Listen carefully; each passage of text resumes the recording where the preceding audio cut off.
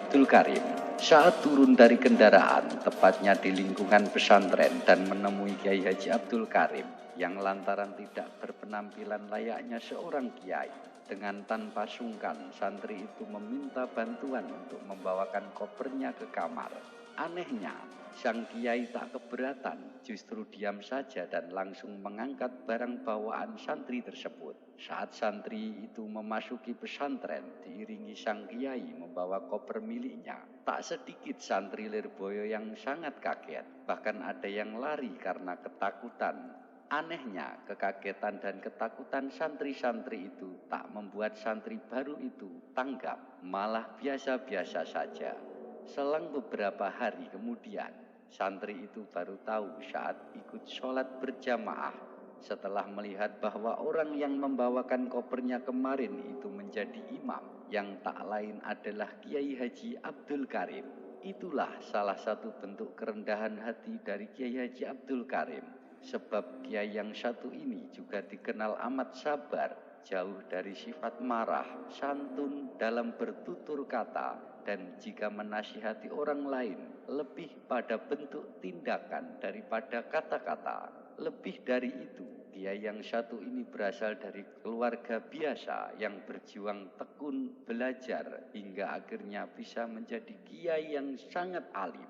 Kiai Haji Abdul Karim bernama kecil Manap yang lahir sekitar tahun 1856 Masehi di Dukuh Banar, Desa Diangan, Kawedanan, Martoyudah, Magelang, Jawa Tengah. Ia merupakan putra ketiga dari pasangan Abdur Rohim dan Ibu Salamah. Selain sebagai seorang petani, ayah Manap juga seorang pedagang. Kehidupan keluarga Abdur Rohim sebenarnya berkecukupan. Hanya setelah sang ayah meninggal dan usaha itu dilanjutkan oleh sang istri, serta tak lama kemudian Ibu Salmah menikah lagi, Manap pun memutuskan untuk mengembara dengan tujuan menuntut ilmu. Yang ingin meniru kedua kakaknya, yakni Aliman dan Mukmin yang lebih dulu berkelana. Keinginan Manap itu nampaknya terinspirasi dari karisma alim ulama pengikut Pangeran Diponegoro, seperti Kiai Imam Rofi'i dari Bagelan, Kiai Hasan Basyori dari Banyumas, dan lain-lainnya. Dia ingin mengikuti jejak mereka. Ia tidak rela jika hanya menjadi orang biasa. Karena itu, walau ia hanya seorang anak petani, dia yakin bahwa keturunan sejati adalah keturunan yang sesudahnya, bukan sebelumnya. Karena bagi Manap, nasab tidaklah penting. Yang terpenting adalah ilmu. Suatu hari kakaknya Aliman pulang ke Magelang. Rupanya Aliman juga bermaksud mengajak Manap yang saat itu berusia 14 tahun untuk berkelana. Dengan berbekal restu orang tua, Manap akhirnya berangkat ke Jawa Timur. Dalam perjalanan itu, keduanya sampai di dusun Gurah Kediri bernama Babatan. Di dusun inilah keduanya menemukan sebuah surau yang diasuh oleh seorang kiai dan mulai nyantri untuk mempelajari ilmu-ilmu dasar seperti ilmu amaliyah dengan membagi waktu sambil ikut mengetam padi menjadi buruh tani untuk warga. Setelah dirasa cukup, ia meneruskan nyantri ke pesantren yang terletak di Cepoko, 20 km sebelah selatan dari kota Nganjuk. Dengan bekerja di pesantren itu, di sini Manap belajar selama 6 tahun. Lantas pindah ke pesantren Trayang Bang Sri Kertosono. Di pesantren ini pula konon Manap memperdalam ilmu Al-Quran. Dengan berjalannya waktu, Manap kian beranjak dewasa. Ia semakin menambah ilmu dengan tekun mengaji.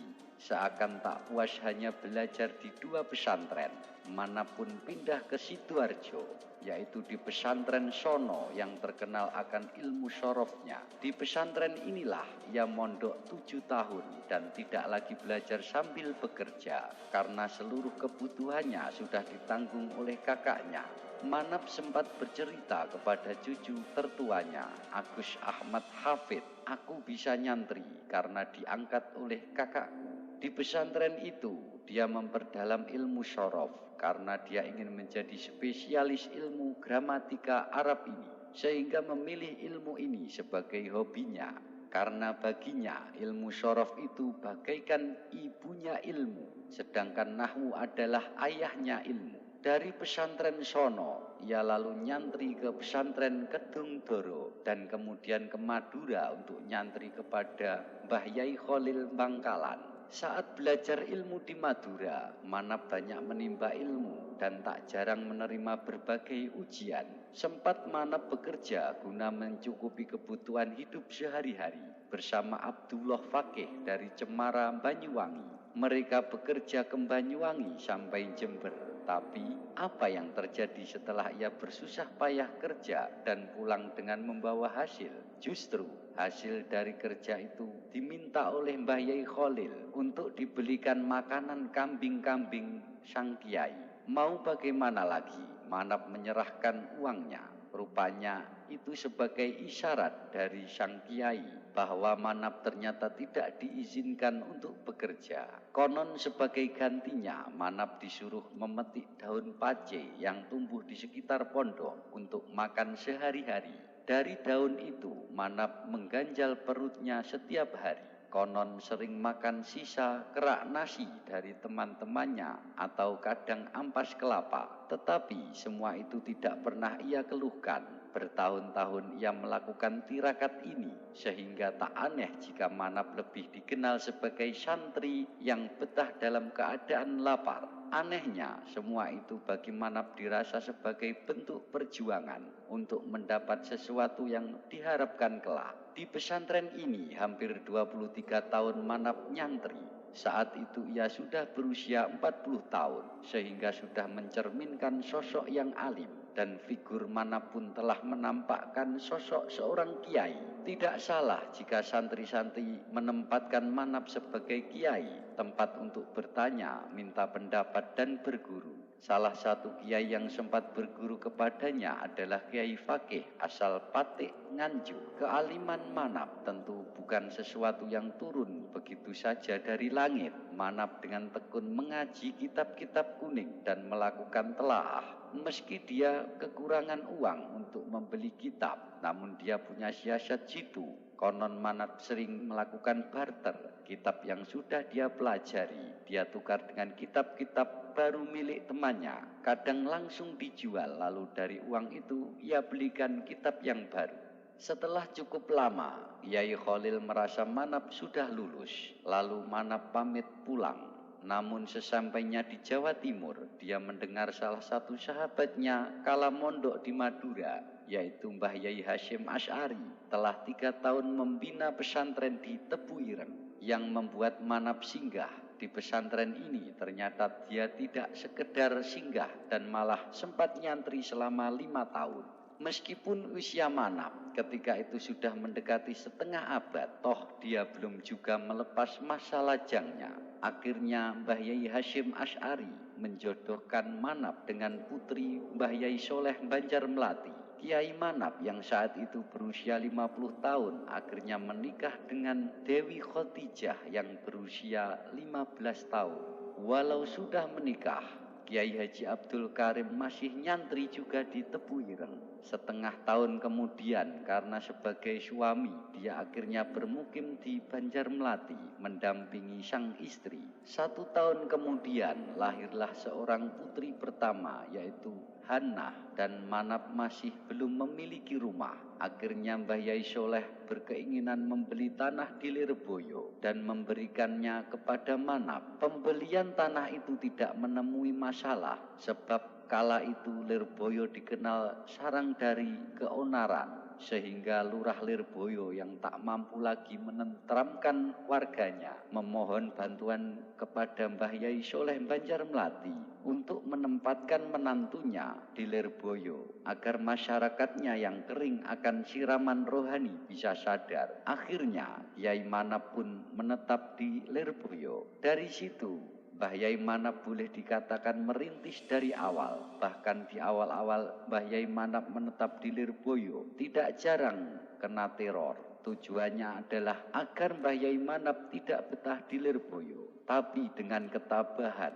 dan kesabaran Kiai Manap justru berhasil menyadarkan para penduduk. Lalu Kiai Manap memulai membangun sarana peribadahan, yaitu mushola yang 3 tahun kemudian disempurnakan menjadi masjid pada tahun 1913 Masehi. Dengan keberadaan masjid itu, keberhasilan dakwah Mbah Yai Manap nampak. Masjid itu tidak sekedar hanya sebagai tempat ibadah, melainkan juga sebagai sarana pendidikan dan pengajian. Dari situ banyak masyarakat yang kemudian berguru. Malahan ada seorang santri yang datang dari Madiun bernama Umar. Santri pertama inilah yang kemudian menjadi cikal bakal keluarga besar pesantren Lirboyo yang dirintis dari nol oleh Mbah Yai Manap. Dengan tekun, rajin, dan tabah, Mbah Yai Manap mengembangkan pesantren.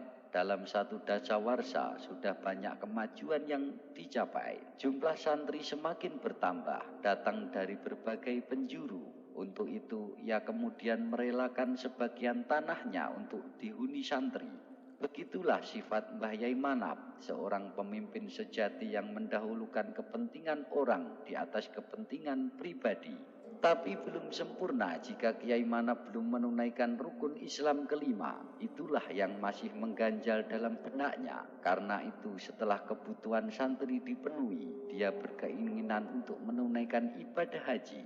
Awalnya beliau akan menjual tanah untuk biaya haji. Tetapi sebelum tanah itu terjual, kabar keberangkatan ternyata sudah tersiar. Dari kabar itulah banyak penduduk yang ingin mengucapkan selamat dan memberikan tambahan bekal. Anehnya dari uang pemberian itu terkumpul uang banyak dan sudah bisa digunakan untuk pergi haji dengan tanpa harus menjual tanah itu.